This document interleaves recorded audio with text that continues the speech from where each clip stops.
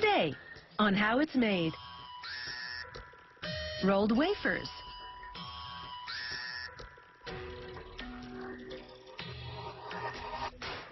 Wood pellets.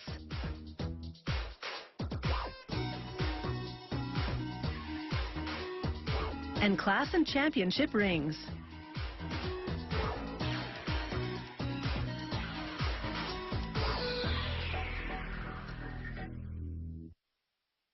At some point many centuries ago, the thin communion-style wafer took a delicious twist with the creation of the rolled wafer cookie.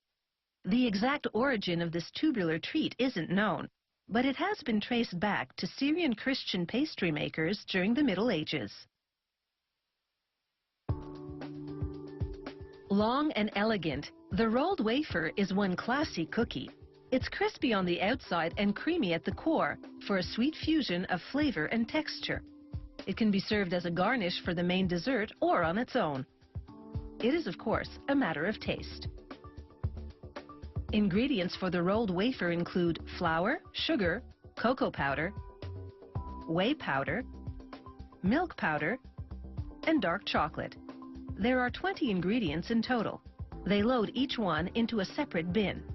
The bins all funnel into one of two big mixers one floor below. One mixer blends the wafer batter, and the other prepares the creme filling. A central computer controls the flow from the bins to the mixers. It measures and releases the ingredients to follow the recipe exactly. The computer also assigns a lot number to each batch, so if there's a problem with the product, they'll be able to track the source and fix it. Down below in the wafer mixer, the batter is looking pretty smooth. They're aiming for a consistency that's similar to pancake batter. A worker scoops some up to check it. Too runny or too thick, and the wafer won't have the right crunch. The batch is just right. The wafer batter now flows onto 4 metal plates that spread it onto an immense rotating wheel, creating 4 very thin ribbons of batter. Gas flames heat the wheel to 150 degrees Celsius to toast the batter strips. At this high temperature, the toasted pastry has yet to crisp up. It's soft and flexible, which means it's ready to roll. Coming off the wheel, the wafer pastry winds around a revolving mandrel and quickly cools, generating a continuous wafer roll. The chocolate hazelnut creme filling is looking delicious by now, and machinery pumps it through a hole in the wafer-forming mandrel. As the wafer takes shape, the mandrel pumps the creme into it. This mechanized system is faster than hand rolling, and the wafers it generates are more uniform. The long rolled wafer now spins off the mandrel and heads into a tunnel. Inside, a little axe swings down to chop it into wafer-sized pieces. The rolled wafers exit onto a slide and make a gentle landing onto a conveyor. The creme inside the cookie is still fluid, and the pastry itself is still somewhat pliable. The next stage of production will solidify everything. It's a trip through a cooling tunnel. On this stage of the journey, the various components of the rolled wafer crystallize to their final form, and they emerge crispy enough to be handled by the employees. They identify any damaged wafers and discard them as they arrange the cookies for packaging. This means compartmentalizing them in groups on a slotted conveyor. After that, the little stacks of rolled wafers travel through a curtain of plastic.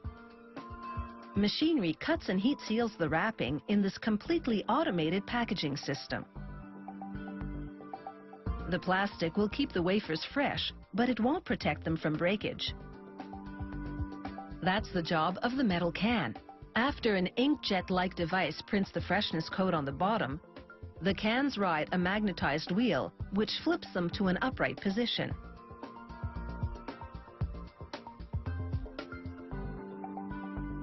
A worker then fills each can with the plastic-encased wafers and puts a lid on the job. Modern manufacturing has revolutionized the making of these rolled wafers. Once individually rolled and baked by hand, machinery now does most of the work, producing more than 100,000 rolled wafers per hour. But of course, the taste is still all about tradition.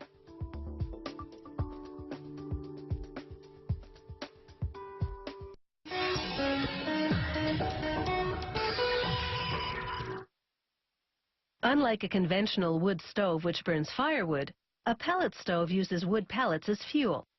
Made from lumber byproducts such as sawdust and wood chips, which would otherwise end up as waste, pellets burn more efficiently and more cleanly than wood and produce very little air pollution. A pellet stove has an onboard storage container called a hopper, which holds, depending on the model, up to 36 kilograms of wood pellets. Several computer chips monitor the stove's heating performance, dictating the rate at which the hopper automatically feeds pellets into the stove's fire pot. The heat output is manually adjustable or can be controlled by a thermostat. Wood pellets burn far more cleanly than logs, and the fire is smoke-free. Wood pellets are made from a variety of raw materials: sawdust, wood chips, wood shavings, small logs, even scraps of wood left over from furniture and other manufacturing. These different types of lumber byproducts first have to be reduced to the same size and consistency. Therefore, the first stop is a huge grinding machine. Inside, mammoth steel hammers pulverize the raw material to uniform pieces. The raw material contains about 45% moisture, so it goes into a dryer to reduce the moisture level to between 11 and 12%. What was rough raw material has now been ground to a finer state and dried. But it's still not fine enough. So it goes into a mill which processes it further until it's roughly the size of rice grains. A feed pipe transfers what is now wood fiber to a row of presses. These are the machines which make the pellets. The moisture content of the fiber is critical. If it's too wet, the pellet presses risk clogging up. That's why each pellet press has a readout displaying the fiber moisture level. As an added measure, the factory draws fiber samples and sends them to the quality control lab for analysis. It's essential for the stability of the pellets that the moisture be at the ideal level.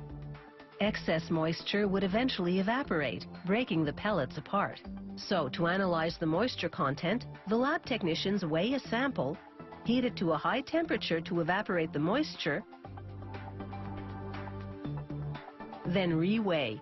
The analyzer is programmed to translate the weight loss into a reading of moisture content.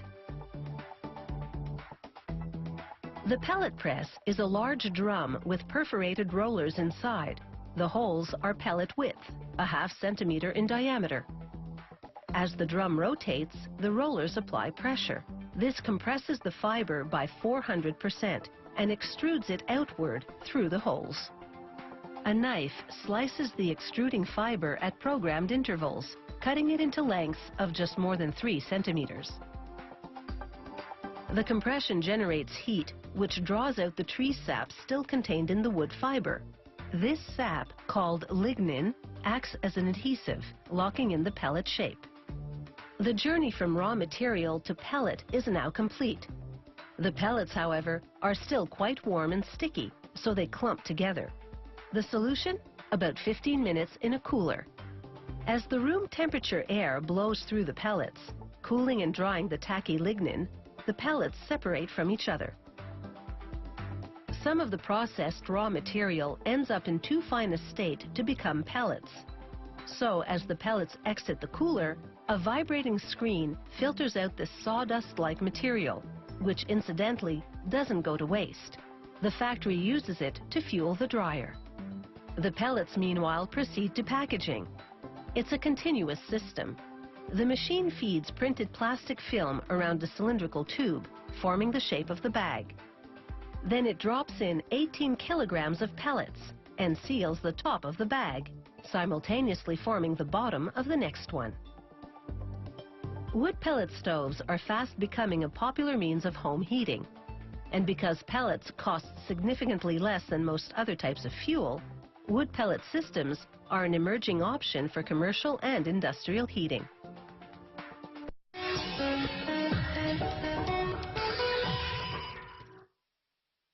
A ring celebrating a special achievement makes a cherished lifelong keepsake. Whether it's a class ring to commemorate graduation from high school or a championship ring for the players on a winning sports team, as the years go by, this special piece of jewelry keeps the memories close at hand. Championship rings are entirely custom made. They typically feature the team name and logo along with the year of the big win. They can also have personalized touches, such as the player's name or jersey number. Class rings, on the other hand, come in several ready-made designs presented in a catalog. Graduates order their favorite style, then personalize their ring by choosing options such as symbols, gemstones, and engraved lettering. For each style, a jewelry designer first sketches the ring's base, the overall shape of the ring, minus the decorative elements. Then, an industrial designer transforms the sketch into a three-dimensional computer drawing. The ring's decorative components go through the same process. The jewelry designer's colored drawing, adapted to 3D software, which guides a computer-operated milling machine. The machine transforms 2 blocks of aluminum into a 2-part mold for each of the flat, detailed components of the ring, meaning all the parts except for the base. A steady flow of lubricant washes away the shards of metal the machine cuts away. Bit by bit, the mold assumes every intricate detail of the ring design. Once it's finished, they coat the cavity with a powder that prevents the wax they're about to inject from sticking. Then they load the mold into an injection device. It shoots in hot liquid wax at high pressure, filling all the minute nooks and crannies of the intricately detailed cavity. Seconds later, they extract a wax model of, in this case, the elaborate top of a championship ring. To make a wax model of the ring's base, they use a flexible rubber mold because it would be too difficult to extract the three-dimensional shape from a metal mold.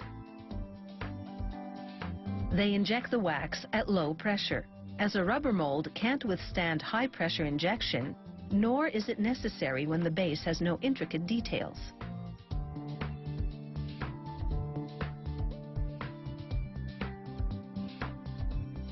The next step is to assemble the wax models of 2 of the ring's components, connecting the parts with joining wax, applied using a fine-tipped soldering iron.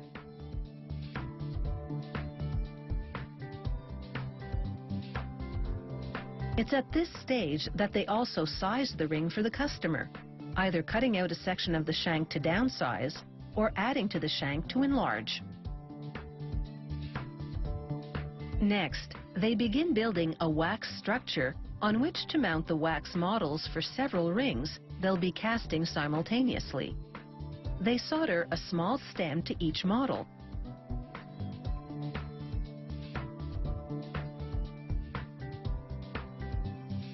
Then connect each stem to a large wax rod.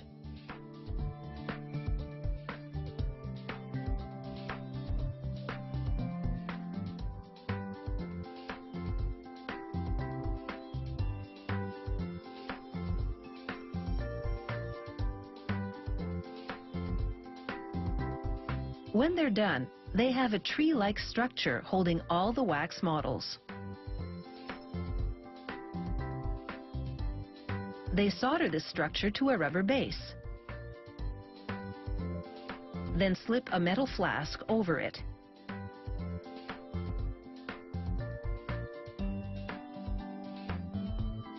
Next, they mix up some plaster, blending it for a good half hour, under a vacuum to remove all the air bubbles.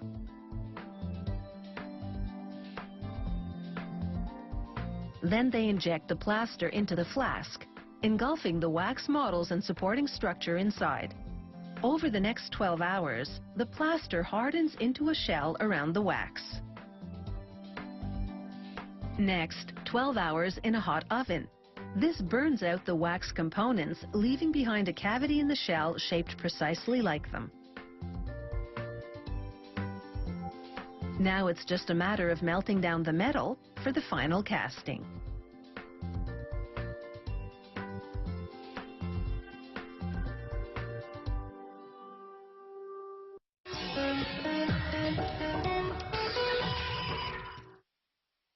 The technique of using a wax model to create a mold is known as the lost wax process. This company uses the plaster shell as a mold to cast rings in 3 types of metal: gold, sterling silver, and stainless steel. Regardless of the metal, the ring-making process is the same. In just minutes, the induction furnace has heated the metal, in this case gold, to the required molten state. They carefully pour it into the plaster shell. Gold flows down channels and into cavities left when the wax burnt out. Once the gold cools and solidifies, they submerge the shell in cool water. This instantly dissolves the hot plaster, releasing the cast piece. Everything that was once modeled in wax is now replicated in gold. They cut the ring components off the structure, then remelt the structure to reuse the gold. There's still a remnant of the structure on each ring component, so they grind it off.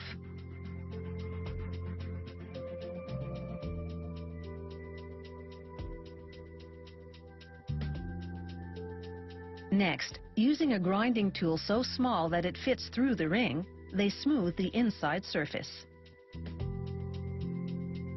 Then they stamp in the company name, along with the internationally recognized code identifying the metal, such as 10K for 10-karat gold. To smooth the ring's outer surface, they use a grinding wheel which has splits in its abrasive discs. The splits produce a see-through view as the discs spin at high speed.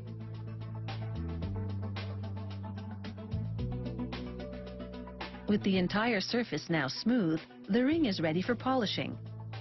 They apply some polishing compound, then, using another split wheel, shine it up.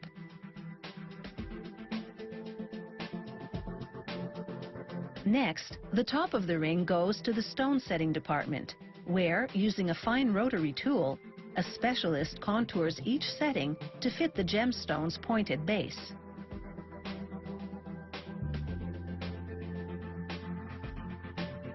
Then he sets each gemstone,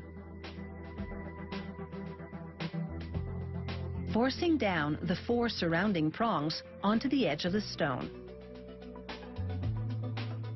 Next, he sets tiny diamonds. He presses each one into place, then pushes the surrounding metal inward to hold the stone down.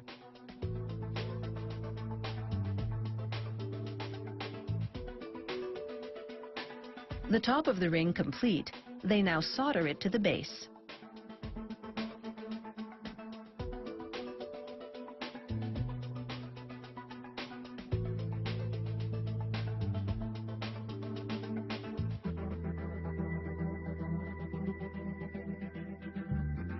Using an airbrush, they apply a fine mist of black paint, then wipe it off.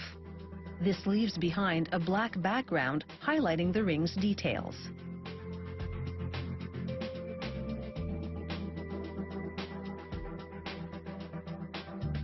They apply some polishing compound to a cloth buffing wheel and polish the ring to a high gloss shine. They clean the ring thoroughly in repeated ultrasonic baths. Ultrasound waves traveling through the water dislodge all traces of polishing compound and other residues.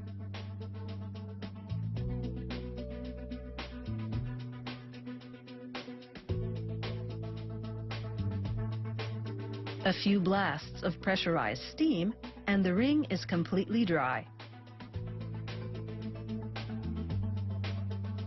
Certain rings also have enamel decoration. Enamel is liquid glass.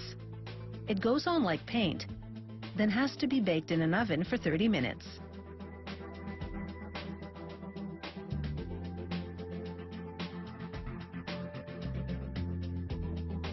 Finally, a computer-guided engraving machine inscribes any name or personal message customers request be written on or inside their rings. The tradition of the class ring dates back to the 1800s. Championship rings, a wearable trophy of sorts, are a more recent custom. Both make a proud and triumphant fashion statement.